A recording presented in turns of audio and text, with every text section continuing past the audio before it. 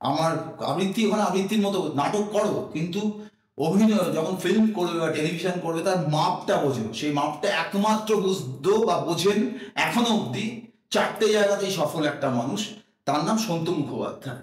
যিনি যাত্রা বোঝেন, যিনি থিয়েটার বোঝেন, যিনি ফিল্মে অভিনয় বোঝেন, যিনি টেলিভিশনে অভিনয় বোঝেন। আর একজন মানুষ বোঝেন, তার নাম বিপ্লব চট্টোপাধ্যায়। এই মানুষটাও টেলিভিশন বোঝে, রেডিও বোঝে, যাত্রা বোঝে এবং ফিল্ম বোঝে, সমস্ত সমস্ত এই 5টা মাধ্যম।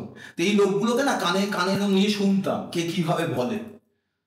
তো আমি আমার জীবনের প্রথম ফিল্মে কাজ, ডাবিং এবং লাইনটা হচ্ছে, হ্যাঁ স্যার সব ঠিক হয়ে গেছে, বাঙালি বলতে ফার্স্ট লাইন ওকে, পেছন থেকে আমার দতরে ঘামছে, আমি কেঁদে ফেলেছি যে আমি অত বড় একটা জায়গা, আমাকে হয়তো স্ক্রিনে দেখা যাচ্ছে না, আমি অন্যের গলা বলছি, সেটা আমার কাছে অনেক বড় প্রাপ্তি।